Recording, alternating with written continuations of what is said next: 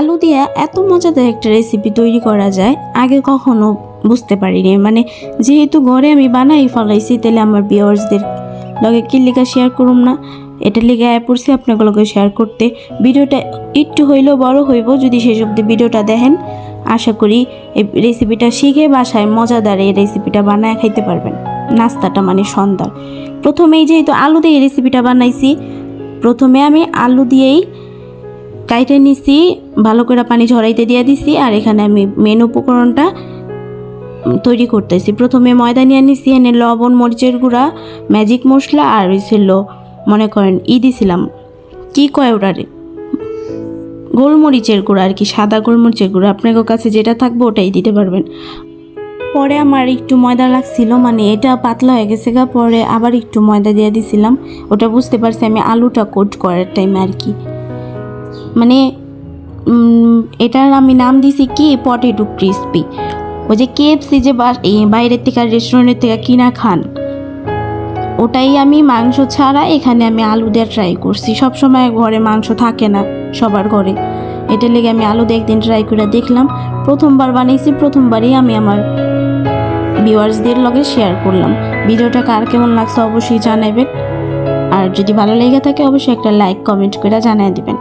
আর এখানে আমি কোট করে নিতেছি, আমি একবারই কোট করছি। এটা আলতো হাতে একটু চাইপা ময়দাটা লাগাইতে হইব, তা না হলে ওই যে KFCর যে ডিজাইনটা হয় না ওরকম হইব না।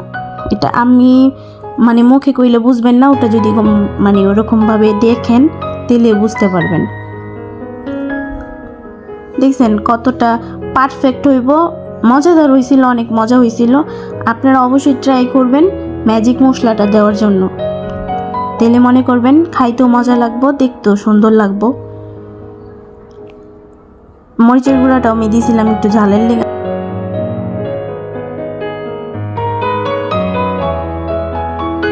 আর এই সময়ে খুচুন দিয়ে নাড়াচাড়া করতে যাবেন না, ওই ডিজাইনটা নষ্ট হয়ে যাবে আর ভাঙ্গা যাওয়ার সম্ভাবনা বেশি থাকে। একটা কাঁটা চামচ নিয়ে সুন্দর কইরা উল্টায় পাল্টায় দিলেই সুন্দর মানে সুন্দর একটা কালার চলে আইব। তা তো দেখতেই পারতেছেন আমি কেমনে করতেছি আর কি। আর একটা আমি উঠায় দেখাই আপনাকেও কতটা পারফেক্ট হয়েছে, বুঝতে পারতেছেন কিনা আমি জানি না ক্যামেরার মধ্যে। সামনে দেখতে অনেক সুন্দর হয়েছে আর খাইতেও অনেক সুস্বাদু ছিল।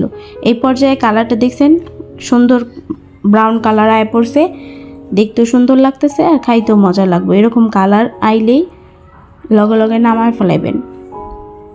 এই পর্যায়ে আমার মানে পটেটো ক্রিসপি আমি যেটা নাম দিছি আর কি, ওটা ওইগুলো ভাজা হয়ে গেছে।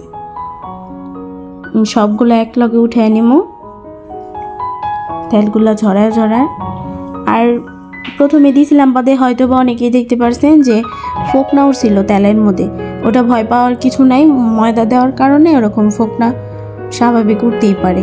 এরপর যে আমার এটাও হয়ে গেছে গা, দেখেন কতটা পারফেক্ট। যদি আলু দিয়ে এরকম মজাদার রেসিপি বানান যায় তাহলে মাংসর কি দরকার।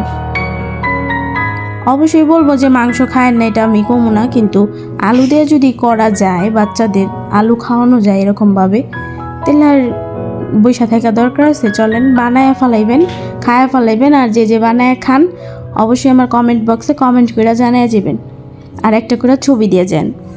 ভিডিওটা কার কাছে কেমন লাগছে জানান। আল্লাহ হাফেজ, সবাই ভালো থাকবেন, টাটা।